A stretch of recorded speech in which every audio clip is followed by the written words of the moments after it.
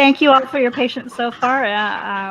This session is on global perspectives on the link between diversity and innovation. And hopefully we have two entrepreneurs joining us in a second. Otherwise, Vina's going to do a lot of talking today. My name is Charlotte Danielson. I'm an attorney with Infinity Law. Graduated from, got my doctorate in law from Stanford and undergraduate degree in economics and political science from Berkeley. I've done a lot of work over the last 22 years helping foreign entrepreneurs set up in the U.S. and foreign companies transfer over to the U.S., helping both with setting up their corporate requirements as well as helping with immigration work as well. So to set the stage for some of this, just wanted to say, I mean, normally the Silicon Valley is sort of the place that everyone has been going for years. So I want to kind of do a little bit of a comparison between the Silicon Valley and DFW and get more of sort of a local take. But as an area where we have had a tremendous amount of international entrepreneurs really help really be the backbone of that system. Talk about some of the statistics there in the Bay Area. In general, though, immigrants and their children have helped to found 60% of the most highly valued tech companies. That's including companies like Amazon, Google, Zoom, Tesla, eBay, Yahoo. And they also form half of the Fortune 500 companies. Currently in Silicon Valley, the STEM workforce, science, technology, engineering, and math, is about 42% foreign born. We see a huge influx right now as someone who tracks or works in immigration, tech immigration in particular. We see that actually Texas is at this point number 2 behind the Bay Area for the number of H-1B approvals coming in, and that's all of Texas, so compared to that area. Obviously, Austin's quite a hub at the moment too, but we see quite a bit going into DFW as well. And a lot of the more recent, there's been a lot of focus on the link between diversity and innovation, and how it actually is not just something that companies should be doing to sort of be good patrons or whatever, but that it actually increases the bottom line, and it makes sense. It increases innovation, because if you think about it, you know, the more perspectives you have looking at a problem, the more ideas you're going to come up with, and the better your products are going to be. And so that's sort of the reasoning behind it. Today's session, I wanted to really focus in a little bit more. I know other panels have talked about different types of diversity. Wanted to focus in specifically a little bit more on Asian diversity and the obstacles that is faced, because we have such a high volume in the Bay Area, as mentioned, of Asian tech entrepreneurs. One would think that also means that there's a dominance in that field. While the numbers are there, we do see that there is very much a glass ceiling for Asians. Fortune 500 companies, Asian Americans hold fewer than 2% of executive roles. Asian American women make up only 0.3% of total number of officers of large corporations. And so even though Asians make up about 50% of the tech workforce, the high-tech workforce in Silicon Valley, only 8% are board members and 12% top regions executives. So there definitely is a sort of limit on getting up into the higher echelons and the leadership roles. That's something that as a younger tech ecosystem, startup tech ecosystem, DFW could very much actively work on changing before everything is sort of set in stone. There's also, of course, the gender angle to this as well. 94% of investing partners at venture capital firms are men. Less than 2% of venture dollars go to startups founded by women, and that's less than 1% for women of color. And roughly 85% of tech employees of top companies are men. So, Vina, you have a lot of barriers against you. And I want to go ahead and have you introduce yourself after saying, I know you from what I understand, your bachelor's is from India, and then you came to the U.S. and did your master's at the University of Texas in Dallas, and then you have, in early 2017, you started your current startup. So please tell us a little bit more about yourself and about your company and what you do. Sure, and thank you for that introduction and also all the statistics, which is really important for everybody to know. Knowing them is when you'll be able to change things, Yep. having those numbers. So thank you for that. So a little bit about me, I finished my bachelor's in India in computer science and came here for my master's. But I knew I didn't want to do computer science exactly, but I wanted to be in the gaming and field with interactive media. So that's what I did in UT Dallas. And while I was there, I was really always interested in new technologies. So I was part of the virtual reality lab in UT Dallas, and that's what kind of led me to what I'm doing right now. And I was working on my PhD, but after I met my co-founder Bruce, and we started working on the company, I eventually finished my master's. And when it comes to the company, what we do is we create virtual reality exercises for physical and cognitive therapy, mostly for patients who've had neurological disorders. It could be somebody who's suffered a stroke or a brain injury, or somebody who's suffering with Parkinson's and Alzheimer's. We're trying to help them get back their limb function. It could be upper extremity or being able to walk again or ambulation so that they can get back to doing their everyday activities and lead an independent life. And that's our goal. Great. Great. Allison mentioned in the comments, and I think it is important to point out too, the model minority myth here, and that the Asian community obviously is not one specific subgroup, and even if you look at South Asian, it's not one group. You have different sort of ethnic areas from all of it, and she mentions 48 ethnic subgroups and different levels of educational attainment. So in this session particular, though, I'm trying to focus on the people who have, forget all, I mean, yes, there's absolutely educational inequalities with different subcultures within the Asian community, but what we're looking at really or trying to hone into are today is we're talking about the people who got the tech degrees from higher institutions, really have no reason, there should be no reason why you aren't at the top of anything other than some racial barriers with it. I see Jessica is trying to, is on, but trying to join as well still. We'll have her introduce herself if we get into that point, but I'll move on to the next question here a little bit, which is, why did you choose DFW to start your company? Yeah, so I think it started with me going to UT Dallas for my master's. That was the biggest one, and that was my first time coming into the United States. So Texas is what I at least started to understand and knew.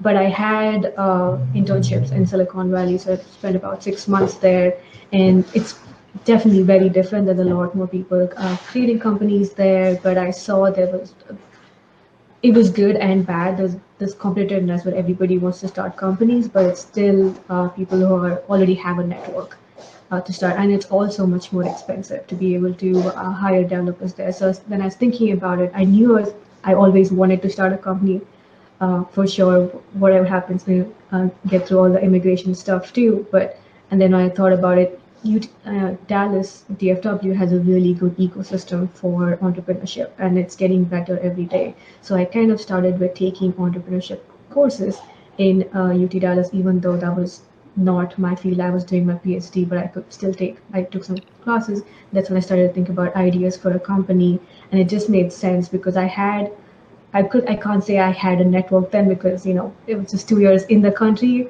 at that time, but I had a network of other engineers who could help with the company. So that's why I started it there, and then met Bruce, who is in Fort Worth, and he had this clinics. It just made sense to start a company in the clinic itself where we have access to our potential customers and the therapists who are a big part of what we build.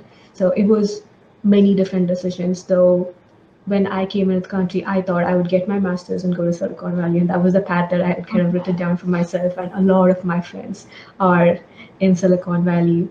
Uh, Usually happens, but most of them more and more are staying here, and more coming back. To states like Texas now, which is amazing for us. Yeah. What obstacles have you faced as an entrepreneur, and maybe if you can, obstacles in general, but also anything in DFW in particular, if there's. Right. uh, they're just, when you think about it, there are so many, but there are also so many good things about DFW. I can start with how it's sometimes hard for people to recognize that somebody who looks like me can run a tech company. I think that's what biggest barriers that women have, uh, compared to a bro in a hoodie, and they seem to get funding much faster than women. I was reading recently about Rent Your Wardrobe that was acquired by a New York company called Wardrobe, and in the end, it said Rachel Sipperly. She's the only one female funded startup in all of 2019. So one out of, I don't know how many you actually tried to, and it's just really sad. It could at least be good if you're 10, you can count on your hands. It's just one. So there's that. So there's even though there is funding, there seems to be a barrier to access to funding for a lot of women. So there's that. And then while you're also trying to employ people, it's easier to employ people that you already know, because your friends, they know you, they know your skills. But it is harder as a woman to employ when you start branching out. When they do not know you, they would want to work for a man and not a woman sometimes. So those are barriers that you have to get through. And when I am trying to recruit somebody, I might have done like 10 to 20 interviews before I'm able to hire, because the culture, their skills, everything matters. So there's that.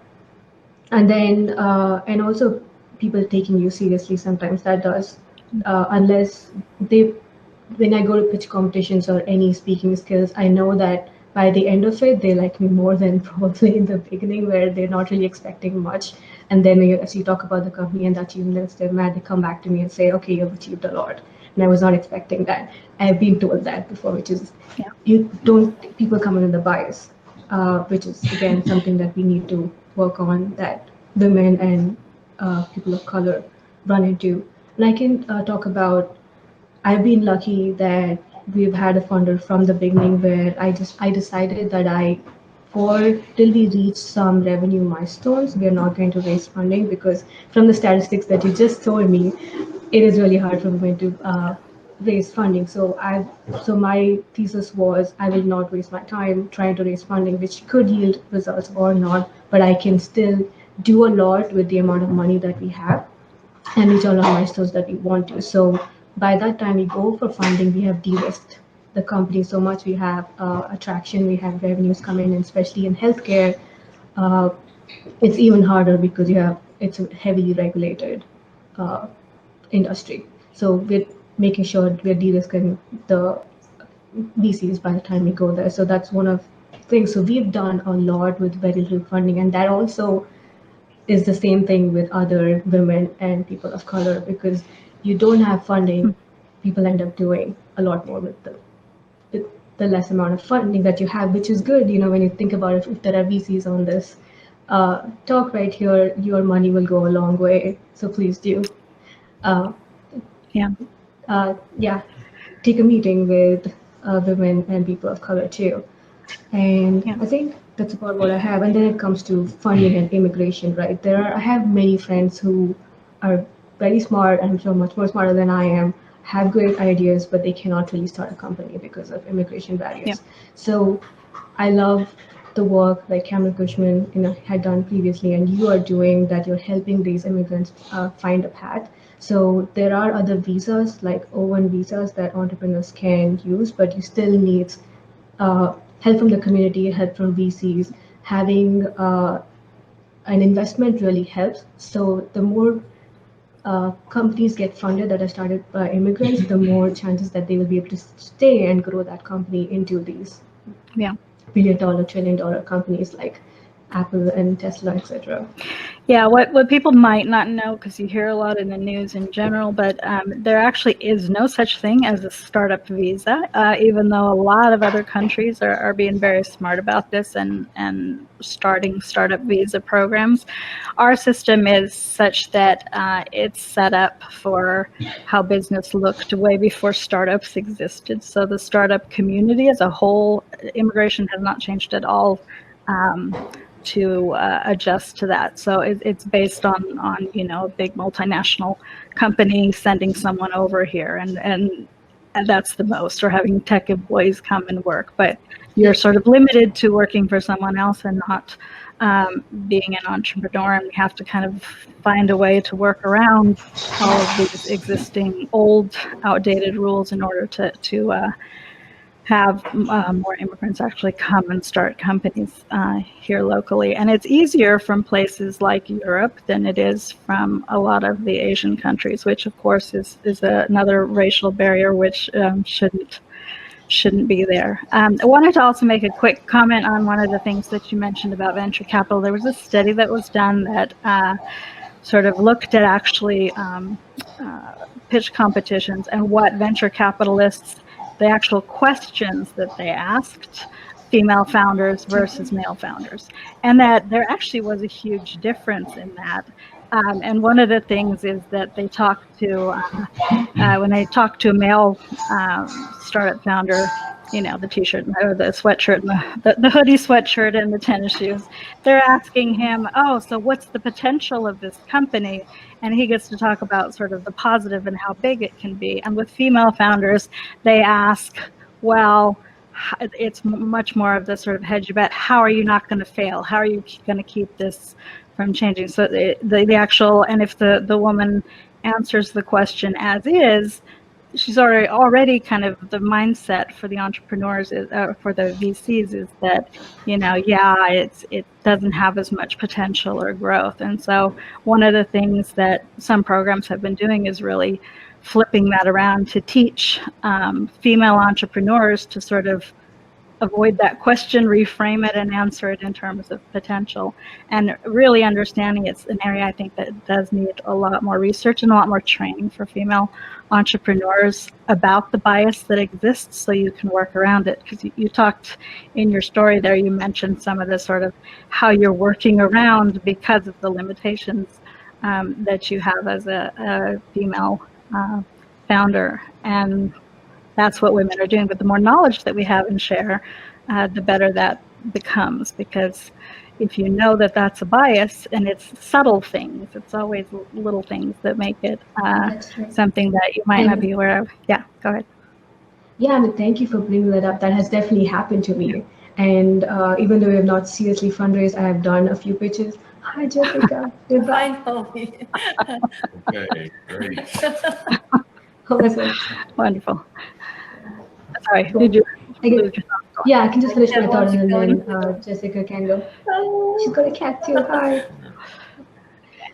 Yeah, so that has definitely happened to me where I've had asked questions about, your market size is, $1 billion, why do you have only 100 or so? This was a few years, 100 or so patients. And they're like, they're just starting off, it takes a while. It's more like a stab at why aren't you doing more than you have? And then I've also had questions as to why are you here, why aren't you in Silicon Valley? So that's happened where then these are some times where you do not feel welcome in the community, but then you have to look at all the amazing people who are welcoming you and are there for you, like especially in Dallas and Fort Worth, and they're cheering you on. So there's always these bad actors.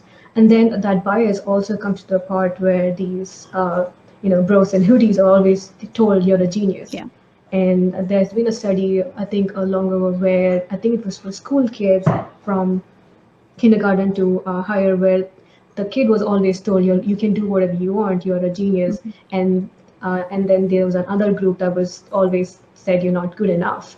And they tracked them after 10 years, and you could see the ones that were told that they can do whatever they want and they're smart and they're amazing, went on to do much bigger things than the ones that they're. So that's something that happens with women too, where women always don't amplify what they've done. They always think about what they haven't done.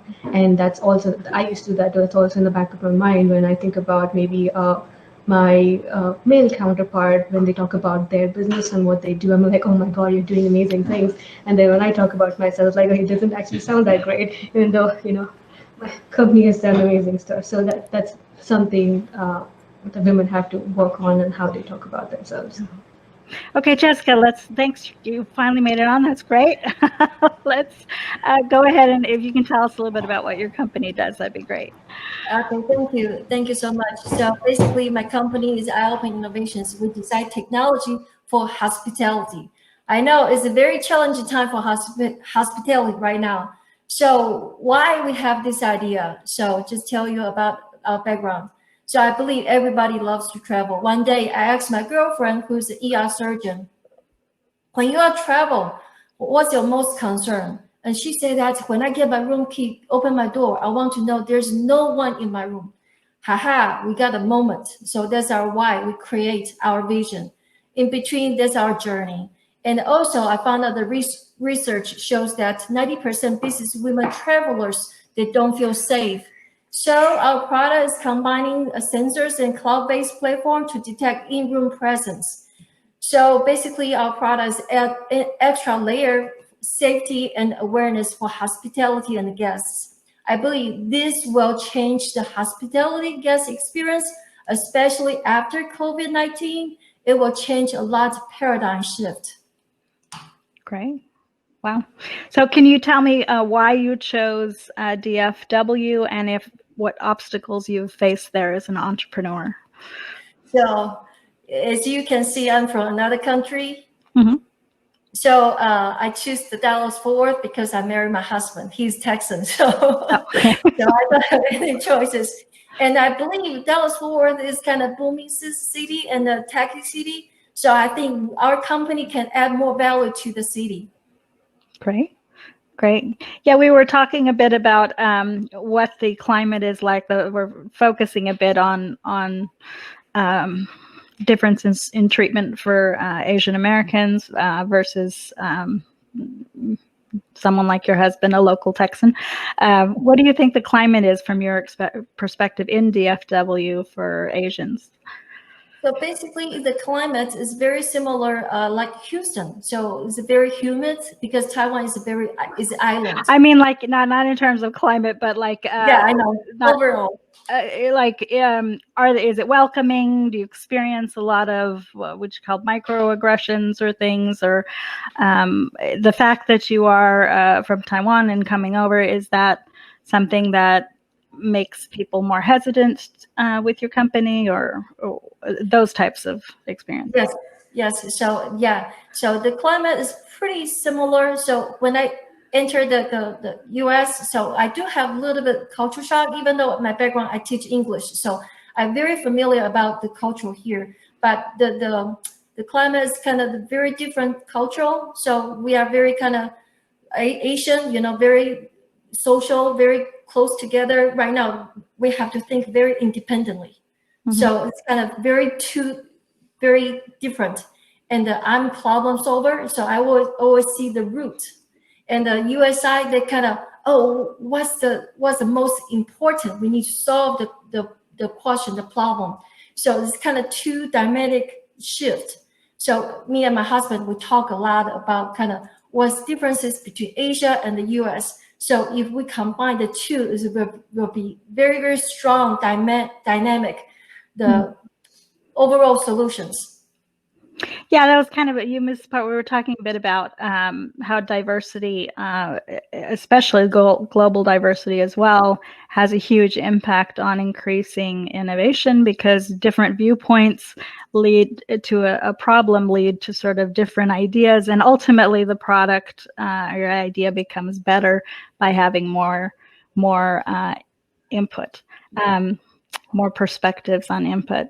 So let's start with Vina. Can you answer sort of what you think that DFW can do to be more attractive as an international destination for entrepreneurs? What would Is there anything there that could be done that sort of would have more people say, yeah, Dallas, DFW, Dallas, Fort Worth, that is where we should start our company instead of Silicon Valley and New York or Right. so? Yeah. I mean, going back to the Asian and South Asian community, there is a huge Asian and South Asian community here in Dallas Fort area, which is great. There's Thai Dallas. There's the I think China and U.S. commerce. I forget the name, but they've been amazing at making sure that people know what the resources are, pitch competitions for women, things like that. So more of that would be great. Having community leaders who are immigrants or have been here would be amazing, so that there is somebody when you come in and you're starting to start a company, there is somebody that looks like you and knows, help you even integrate into the community as well as show you the resources that are out there. So that would be amazing. Having community leaders that are diverse would be one of the first steps. And then coming into on how diversity has benefited my company. When I was just looking at my workforce, we're actually a 50-50 split between Americans and immigrants, which is amazing because we have a whole diverse perspective. We have people from Asia, and we had somebody from China ask us, will you be able to convert this into simplified Chinese, our app? And I was like, we can do that because we have engineers that can do it. I was like, that's there's that. And we were once creating a scenario where we are going through a high school lunchtime scenario for kids on the autism spectrum. And I haven't been to high school here, so I don't really know except the stuff from the movies. But we have members on our team who have been to high school, and they were able to help me design that scenario. And then we have people from Europe. So when we want to go to Europe, they already have contacts there. So having this diverse group helps you so much with your company, gives you access to different parts of the world. And me coming from India, I have contacts there. If you want to expand to India, it's much easier than, and I know the culture makes it a smoother transition.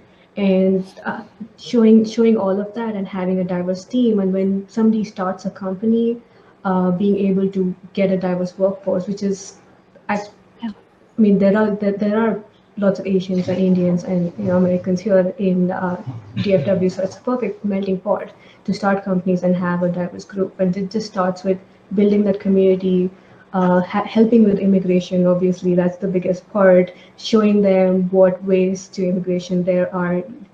Somebody with an H-1B can start a company, so there's that. But being able to get funded is one of the biggest barriers to be able to continue doing what you're doing.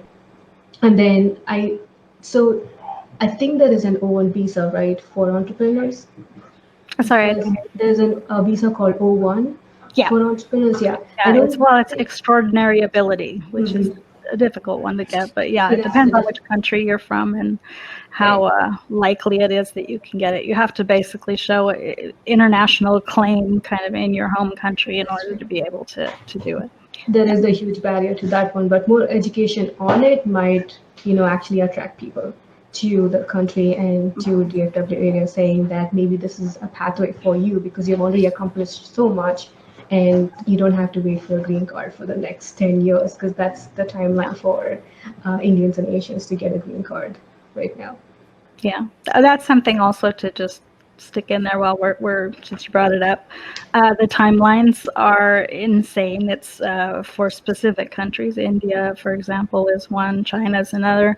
India's the absolute worst for tech professionals to come in. They have the longest backlog because there's sort of a well, it was actually originally racially motivated why they decided to do 7% cap per country. And we all know, we've seen through history, that immigration comes in different waves. So different groups sort of come at one point, and then the next group, and then the next group. And so when European Americans were immigrating over, there was no quota on the number of per country that could come over in this direction. And that's something that was implemented later as non-white immigrants started to to come over, suddenly we decided that no, we need to have a strict cap on it. And so Indian Americans, who have been the biggest tech wave coming over of tech professionals, have been seriously backlogged and affected by the quota, so that it's at least 10 years, depending on the category that you're looking at. The backlog is just absolutely huge. And that includes people like you, you're both of you, who have sort of gone through U.S. universities and trying to come in. And the best and the brightest, as they say, we're in theory or in rhetoric, we're always saying we want them to come to the U.S. We want the best and the brightest, and that isn't actually what happens in practice. You have to be very stubborn and hang in there in order for it to actually happen. And what do you think, Jessica, for DFW? What could be done to make it more attractive, for a more attractive destination for international entrepreneurs, to get more people deciding to come here to set up companies?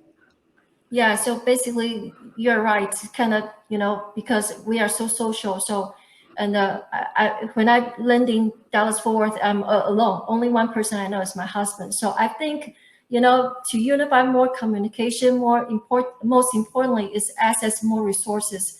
So when we started the company, so we just kind of, go to the Dallas Startup Week. So I have no idea, only kind of have some marketing. So we just attend the tour. Oh, so it's really kind of, wow, a lot of information that those presenters talk about, really, really great. So one section that I really kind of, a few years ago, I kind of stuck on my mind. There's a Rotten Tomato, the founder, Patrick Lee. He said that one audience asked him, said that, why kind of Dallas Fort Worth so difficult to get funding?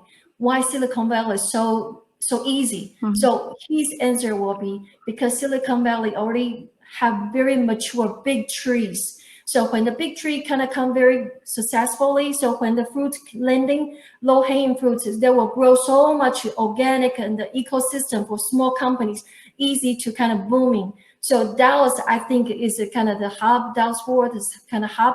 We need kind of giant, kind of big to support little companies. That's kind of, I think, that will be most helpful resource. Even though a lot of kind of, come to talk to me, but even though we reach out to them, they say, you're too small, you're too early. That's how come that is entrepreneur we need the most. We need some roadmap, we need some mentor, we need some field mentor, so they can guide us. Even though we finished the accelerator, the companies is accelerator Founder Institute is in Austin, not Dallas area. We are so glad Dallas still have the one section in here. So I think more resources will really help for entrepreneur in here. Yeah, oh, absolutely. And more visibility as a whole. I mean, you're the one with the international airport there, so it should be and huge headquarters, companies that have headquarters there. But people do think of Austin because there's South by Southwest, I think, is what really made that a cool location, and it managed to get really international exposure because it was a cool festival, a little offbeat. And Dallas somehow hasn't quite gotten that sexiness or appeal, and so that the international community has grabbed it. You were going to say something, Mina, sorry. Oh, I was just going to say the part where they tell you you're too early. I've heard that so many times. Now, even at different stages and where we're making revenue and have customers, that's pretty much saying that they're not interested in funding you at this point. So it all comes down to that, to having these resources, that somebody who comes in has, taking out those small barriers as much as you can so that they can get to the next point. I was extremely lucky to have Bruce Conti, fund the company till now, where we didn't have to go out and raise money, so I could concentrate everything on product development, which is my favorite part of what we do, and get it to a point, not at least think about funding for the first couple of years. So that is very important, and having these resources and also funding companies. With Dallas, I know companies have to get to a point to attraction to be able to fund them. That's kind of what you see when you go.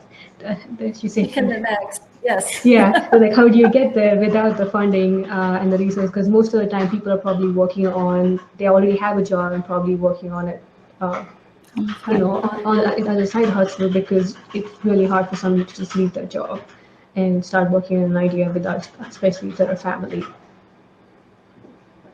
Are you, just to be blunt too, are you experiencing any or a lot of microaggressions racially? And I'm just being blunt with that because my daughter moved from California, where that wasn't as much of a thing. She moved to Dallas, and of course it has been during this last time period where last few years where the administration thinks the racial tensions we've seen a lot in the news and statistically have gotten more negative towards anyone who's different. And my daughter's born in the U.S. Sorry, I should have clarified that because I'm a blonde woman. Why would anyone? She's half Asian, half Asian. So because of that, she has noticed a lot more of that in Dallas than what she experienced in California, and something as recently as a week ago where someone came over to her group of people and was talking, and everyone was saying their names, and he said to her, without asking her name, like it was time to say her name, he said, "I'm going to call you Ling Ling." And her name is Brittany, not Ling Ling, but just kind of made it up. And she, of course, handled that in style and scared him to death and basically said, that is completely racist and not okay.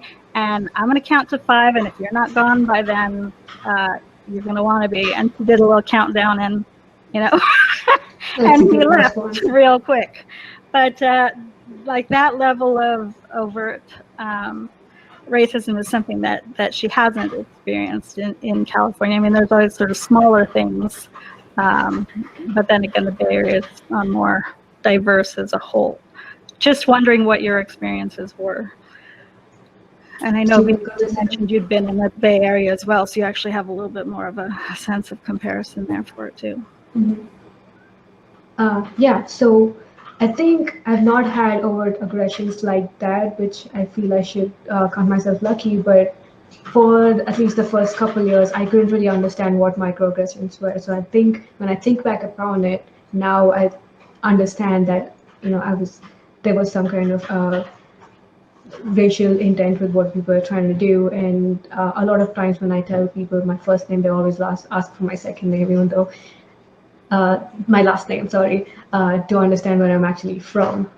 Maybe even though it's pretty obvious. So those are things that I've experienced, and other times it's mostly maybe you belong in Silicon Valley, then here, working on a startup company. There are a few other smaller instances which I don't try to think about it much, because like I said, I've had a lot more support and people who are cheering on than to think about the people who are not. So I'm very grateful for the Dallas community, and I'm glad we started the company here. When I think about it, for me, when I go back to India, I feel like there's a bigger, I don't actually. I'm very different from my friends and the way they think and the perspectives, because I came here when I was like 22 and got my first job, created my first company, paid taxes, bought property, did all of the adult things that you would do in milestones here. So I feel like this is my home now, and people who make me feel like that, there are many of them, and I'm just grateful for that. Even So though as a whole, that helps me get through these microaggressions. Yeah, within the entrepreneurial community itself in DFW, you do think it's definitely more globally minded and so forth. And that's great. Is that your impression too, Jessica? Yeah. So I think Texas and Dallas area pretty much kind of geographic kind of bonded together. So you try to kind of blend in. It's a little challenge, I have to say, because I have the same experience as your daughter. So on the surface, they're very friendly. Hey, how are you? You're from California. Oh, okay, you're from that area. So it's a very, very difficult to blend in. Once you blend in, you'll be part of them. You're bonded together. But how you blend in, that's kind of, you have to understand their language. You have to understand their behavior. So it's a lot of challenges, I have to say. But once you blend in, you're still part of us. They will protect you like one of them. So it's challenging, but I think for me, my personally, is being comfortable. I always remind myself, I'm Asian. I don't know the cultural. Sometimes my husband pushed me a little bit my comfort zone. Do that. Kind of, why I have to do that? I kind of very uncomfortable. Kind of once you break out the comfort zone, you'll be okay. Yeah, it's take time. So basically, you're from what I'm hearing a little bit is the small town feel, or the culture, that part of it, it's embracing.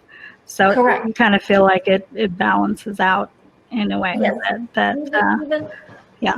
even though Dallas, they think they're a big city, they're a big city. A lot of people, population wise, but their thinking still very very close.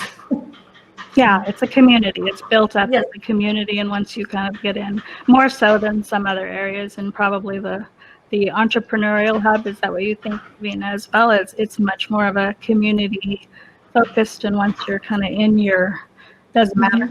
Yeah.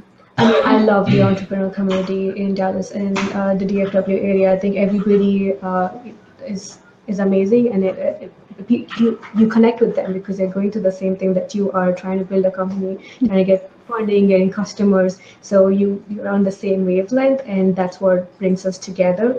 And all the women I know are like, they're very high achieving, motivated, and definitely connect with them. And that's what I really love about the DFW, and then that becomes the small community that you're a part of. Right. Yeah. Wonderful. Do any of the people in the audience have any questions before we sign off here? If you do, you can type them real quick. Okay. Devin, if you want to.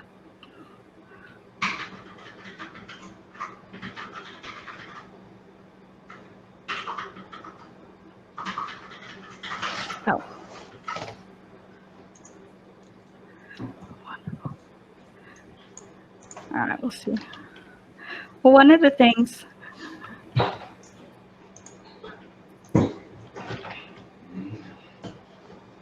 Great. Oh, good. Okay, you guys got your companies in there. Well, Kendall mentioned here, and I think that's great. Entrepreneurs as a whole being more open-minded and requires you to work with a lot more people, and that partnerships through diversity is essential to innovation. I think that's absolutely correct. And I think that echoes a lot of what you both have said, that it's something that definitely matters. Okay. I don't know if you're okay. Here's the question from Devin. Any advice or resources for helping in a situation where you see microaggressions?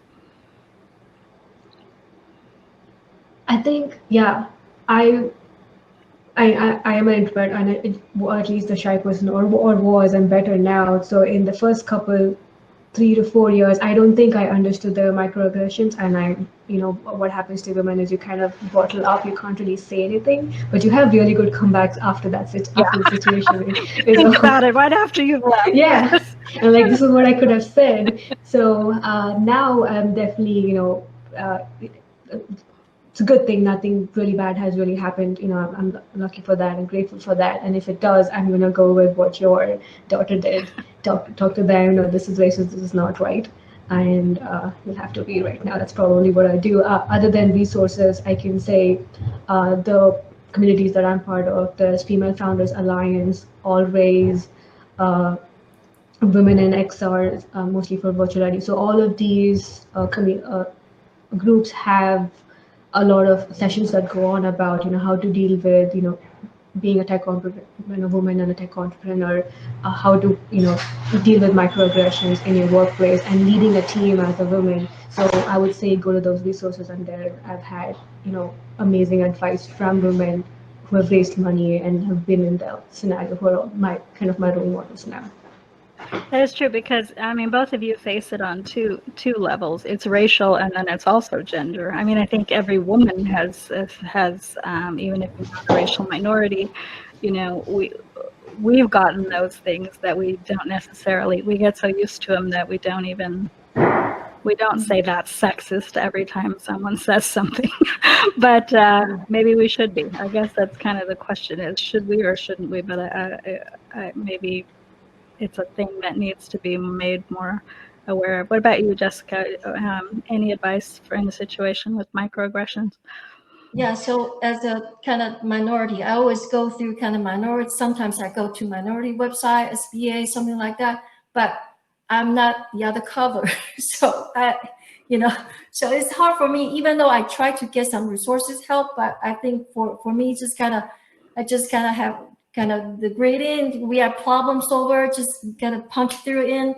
Mm-hmm. So that's my philosophy. So I think, even though we talk to several kind of ventures companies, they just say, oh, you're just too early. You don't have traction. So we just kind of go from there, just kind of one step at a time. So I think we're doing great. So tonight, I just kind of give some kind of commercial. Tonight we have pitch contest. So that's kind of unexpected as well. So kind of, you just plant a seed, you never know, timing. So for Chinese, I just share some Chinese philosophy. So we have 3 things when you kind of make it happen. So sorry, my Chinese, 天时地利人和. That means right timing, right people, and the right geographic can kind of combine together.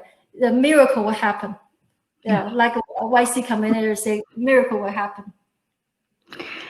And clearly just grit and stick-to-itiveness. You have a lot more barriers against you as women of minority women. It's even more, especially in terms of venture capital, as we mentioned. And I think the more that we talk and share, the stronger it gets, the easier it gets to break down the barriers, where you understand, oh, it's not just me. I feel stupid, or I feel like an imposter that's just pretending to be an entrepreneur, but everyone feels that way, and especially women. And so even just getting perspective, I think, is what the discussion groups and things help with. And hopefully this highlighted some of that. I thank you both for attending. Really appreciate your time and your experiences and input.